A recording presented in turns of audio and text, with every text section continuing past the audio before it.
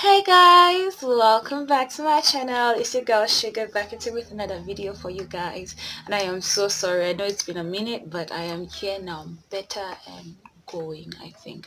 So people, this week's conversation has been about rape on Safe Space Cameroon. It's basically a safe space for girls or victims of sexual assault and many other things that go on in Cameroon to talk. Yeah, it's a platform for awareness. And so the topic of this week, it's very new, it's about 1 week old, and the topic of this week has been rape. So I said to join the conversation because I think that's the best thing to do.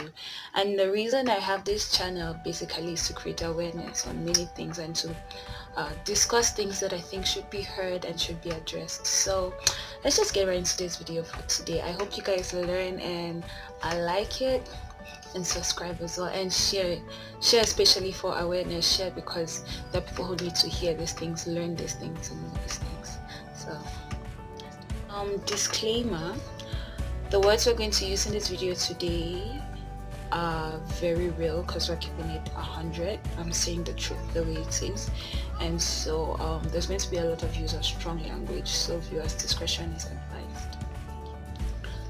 So there is something known as sexual violence, and under sexual violence we have sexual assault, and under sexual assault we have rape, we have sexual abuse as well as sexual violence. So I came to find out that the rape is not sexual, it's a type of sexual assault. Okay, so not every sexual assault is a rape, but it's a sexual violence, if you guys understand what I'm saying. But today we're focusing on rape, and if you guys want to hear about other sexual assaults, but I think at the end of the day they all have the same effect, and that is exactly what I'm bringing out in this video: the effects on victims and how the society tends to treat these victims. So not only, as much as I'll be talking about rape, but this thing will apply to all the rest I named: the sexual assault and the sexual abuse, how we treat the victim. Society deals with this issue. So let's define rape. Rape is the penetration into the vagina or anus, no matter how slightly, with whatever that is an instrument, an object, or a sexual part, as well as the oral penetration by sex organs of another person without the consent of the victim. So if you're penetrating into the victim orally with your sex organ, it is also considered rape. So I like this definition because it pays attention to gender, as in it's not specific, it's to whoever. It's not only to a woman, to a man, or to people who have switched, the LGBTQ community. Society is also very considered in this definition, and also it considers the consent of the person. So consent here is the consciousness, the age, and the capacity. Consciousness in terms of how was this person influenced, under any influence, does this person, whatever kind of influence it was, the age of the person. So it is to whatever age, it doesn't matter whether the person is old, whether the person is young. And then also the capacity. It could be the person is not the person is incapacitated in terms of the person is handicapped. So there are different types of perpetrators of rape. There is the anger rape, the sex rape, the power rape, and the impulsive rapist. So differ, and when we go to rape, you'll see how the different rapists, this rapist fall into the different categories of rape. And then you see for something like anger rape, it's people who are just expressing their anger, they're raping. And power rape, I think it also reties with anger rape, because you're over the person, you're older than the person, you're bigger than the person, you have influence over the person's life, so you exercise power rape. And then sadist rape, people who just find pleasure in sadness, basically killjoys. So those are those who perpetrate sadist rapists. And then impulsive rape or impulsive rapist, situations of rape where it's not that the person has the habit of raping or anything, but you find them in a situation, like for example, where you see this guy probably, or this person, whoever, it's not always guys, guy, girl, feels like to have it, and so the person is not raping yet because the person is mean, if that would make sense, or the person just wants to derive personal satisfaction. You even find people apologizing after that, so that's impulsive rape. So at that point, the person wants to satisfy themselves, then later on they apologize or they are saddened, like the deed has been done. And so let's go into the type of rape. The first type of rape is date rape. Date rape is a term that describes, I will say, two other types of rape, which is acquaintance rape and and drug facilitated rape. So acquaintance rape, just the way it says, is rape that is done by people who know themselves. Like if I know somebody and the person rapes me, that is acquaintance rape. And then drug facilitated rape is where this person influences me with drugs, the use of drugs. So the person, why do I keep using me? Yeah. Anyway, where a victim is influenced with the use of drugs, and so this person is not very conscious of the situation. So the third one, we have spouse rape, where just the way it is called, where a spouse is raping the other spouse, and they usually say this is the most traumatizing rape because there is a lot of trust involved in that kind of relationship. It's more the traumatizing effect is bigger in this one than those who are raped by people they don't know. You know what I'm saying? So yeah, there is that. There's also de facto couples. Yeah, so they all fall into spouse rape. Another type of rape is child rape. And now I think this is also a very challenging aspect or challenging type of rape, that this particular group, because a child is considered in most countries either under 16 or under 18. But you have many people who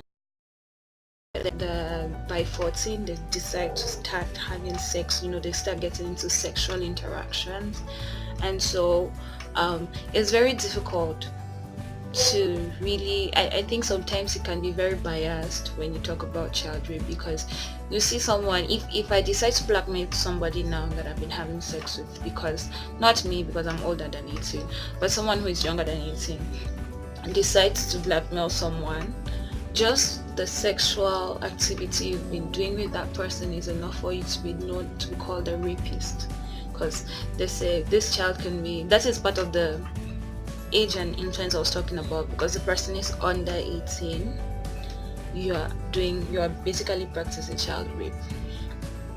So it's advised to have sexual interactions with people older than 18. And in some countries, also depending on the person's, the way I was saying, the person's, what's the word? If the person is, also depending on if the person has disabilities, yes, a child can be considered under 21. As statutory rape. Statutory rape means taking advantage of a minor consistently. So this is basically making it's very close to child rape, and making it an expectation from the child or from the minor in general. So it's very close to child rape, and it's a repeated thing where it looks like that is what should happen when that is not what should actually happen. For example, where probably to get a certain kind of job you have to do something, and then so you're aware, you're concerned, like the victim probably accepts to do that, but it's because the person is at a position where the person is required to do that, not because the person is willing to do that. So that is statutory rape. Oh Lord, yes. Then there's prison rape. This is rape in prison, basically. Serial rape. Now this is also very common, where the perpetrator of this action consistently rapes people. So it is over time. He consistently rapes and he has had many victims. So serial rape is consistent rape by a perpetrator, a particular person, over a period of time with many victims. Then payback rape, just the way the name says it, it's basically paying back. It's using rape as a form of punishment. So of course there is a sexual of course a person derives a sexual pleasure from it, but it's more about punishing the person. In old times they used to use this to embarrass people whose children used to embarrass people who probably offended like another family, and so they decide to rape like their daughter, sons, so it's more of a way of disgracing the family than deriving the sexual pleasure, if you understand what that means. So that's payback rape, or like a revenge. Then there is war rape. War rape could be it's during a war or during a military political instability in an area, where the people who are taking over the area or who have taken over, who are in control of that area, especially it could be the civilians, it could be the military people, basically making the other people feel less by raping them, if you understand, or taking advantage of the people who they're taking over by raping them. So that is war rape. Those are one of the types of power rapes. That the way I'm saying these different types of rape, you can put them under the different type of perpetrators, if you understand it. You've been getting so far. And then there is rape by deception, which is fraudulent rape, where you're made to believe that this is the only way. It's very similar to statutory rape, where you're taken advantage of, where the victim is taken advantage of. I don't know why I keep saying you. The victim is taken advantage of so that the person can achieve what they want. You get? So it's very similar to statutory rape, but I think this one is more like it's like impersonification, or is impersonation. I think it's impersonation. Yes, where the perpetrator comes with a fake identity. Fake identity is okay. Like there's a case where someone said he was a government official and he could give you, he could do you a certain favor if you're able to just sleep with him or her, and that is deceptive. That is fraudulent rape. So it is where this person impersonifies and takes advantage of you. So it has a bit of that other word I can't call, but I think at the end of the day these things are intertwined a lot. You see one perpetrator that has a lot of different factors, or sometimes it's just a sadist, and it's a very sad situation.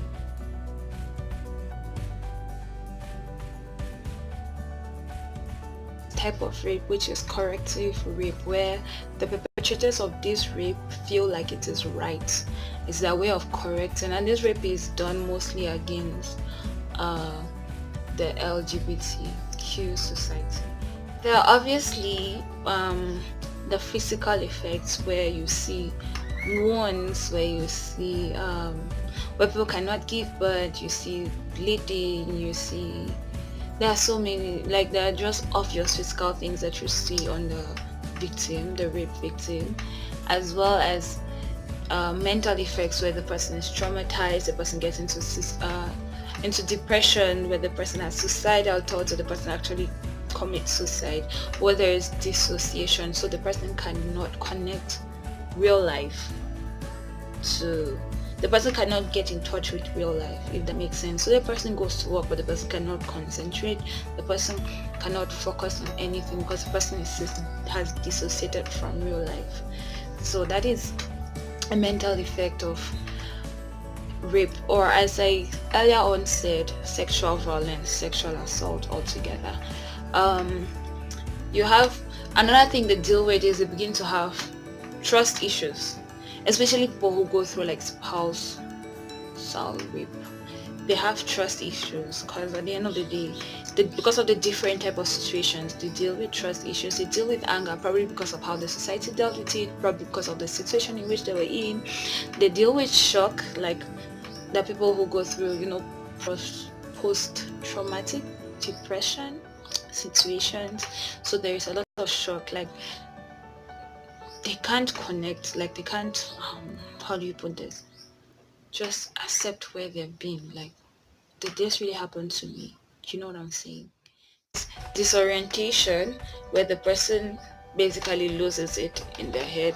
There's helplessness. You start feeling overwhelmed, like, what do I do? What is my life? How do I, you're helpless. Basically, there's a sense of low value, low self-esteem. This happens a lot. You see the person's mindset changes, the person's way of thinking changes a lot, because this person has gone through a situation and unconsciously does not even, like, especially I oh my god, this thing is just so painful, but you see the person lose a sense of self because of the situation at hand. So the person begins to feel like guilt, like, why did I go there in the first place? Why did I wear what I wore? What have I ever done to this person? Is this all I'm worth? You know what I'm saying?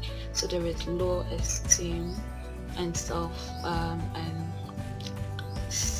loss of self-value, sense of value.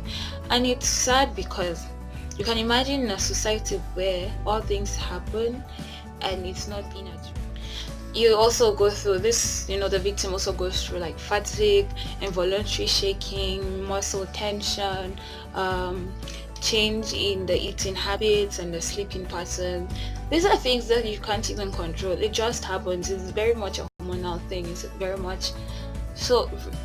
Sexual assault generally just affects a human being on so many levels. Rape affects people on so many levels that people don't realize, to very little levels. I mean, you see, it feels like the person is just going through a very small thing, and then this can really it can really affect you in the long run. Somebody may have gone through rape at a certain age, but the person starts dealing with these situations after, especially something like sexual dysfunctioning. Like at a certain point in their life, the person, maybe somebody was raped as a teenager, or especially situations where guys have been raped. It's very painful, and then they suppress it, and then they don't deal with the situation. Then later on in their life, it begins to affect their other lives. So back to my point of productivity, this person is not very productive, this person cannot connect to other people in society, this person cannot reproduce, because like you just see sexuality is a hard thing for them to do, because they are dealing with fear of some things that they don't even realize, like right in their subconscious. Even cases where people, when they were kids, when they were children, they were raped and they were sexually assaulted, and they don't even realize that it affected them like that. But later in the long run, when you find out that probably this person cannot even give birth because this person just is dealing with that other issue, like it's such a mind game. As I said earlier on, that the way the society receives this thing, like for example, these LGBTQ people who are being raped up and down, at the end of the day, what exactly have we solved? How have we made the situation better? How is that person supposed to feel by being raped because of the person's sexuality? You know what I'm saying? It's just putting, how do you put it, kerosene in the fire, just removing stress from frying pan to fire. That's what they say. It's just making the situation worse. Like you're just making someone who you think he's not doing the right thing feel the wrong way. That's enough reason. You have people who say that they prefer people of the same gender as them because they have been affected by the other gender. So it's not helping. Rape is really affecting the society in very horrible ways. You find out that people are dealing with so many, like just the way I said, suicidal thoughts. It's really becoming more and more real in our society. These are things that we should bring down, we should wipe out of the society, and we have to stop shifting the focus to what the victim was doing at the moment, how the victim was at the moment, and bring the focus to who did this and what to be done to the perpetrator. Because sometimes these perpetrators go scot-free. There are so many types of perpetrators go scot-free. Can we stop focusing? You have victims who never come out because they are afraid that the stigma on them is so much more than the effect of the action. And it's that stigma that traumatizes. It's just that stigma that just makes you become an incompetent person, if that makes sense. Because if you're not productive themselves. And then another real way of addressing these things is rehabilitation centers. How many rehabs do you have, especially in Cameroon? How functional, how effective are these rehabs? So you have people dealing with issues and they don't know where to go to. We should bring things like support groups. Like, we don't have a place where I don't know any place. I personally really don't know places where I can really talk about my situation, apart from two online places that I have seen now, which is the Safe Space Cameroon, who inspired me to do this video anyway, and Soul Talks with Auntie Yimu. It's a Nigerian girl online who has been bringing up campaigns against sexual violence. I think she's more into the whole violence against women, but it still boils down to sexual violence, So the problem is we don't even have spaces to talk about these things that we deal with. We don't have places where we feel like I can talk, because it starts from talking about it. They always say that's the best way to deal with depression. Make the person be able to talk about it. Be a listening ear to the person. Don't be ready to start firing shots like, why were you wearing short dress? Why did you go there? Why were you walking at this hour? The deed has already been done. The last thing we want to be doing to someone who is not sure about the person's self at that moment is to keep putting salt into the injury, because it's not helping. We have to bring the person to a level of security in themselves, if that makes sense, because you really zone out of life. You really begin not to perform perfectly. I'm just really pouring out my genuine heart on this whole topic of rape, and that is something that we should really look out for, look out to, especially in the Africa. People should not feel entitled to other people's body. My body is mine, and I decide how, you don't touch me unless I let you touch me. Don't feel like whoever to be touching. That's a thing that people are not aware of, that we should teach people to find it normal. Don't be beating me up and down. Don't be touching me inappropriately. Don't do things that I don't want you to do to me. That is a mindset that many people don't know yet, that many people don't have yet. People just feel like if you are in my custody in a certain way, I have the right to you. That is wrong.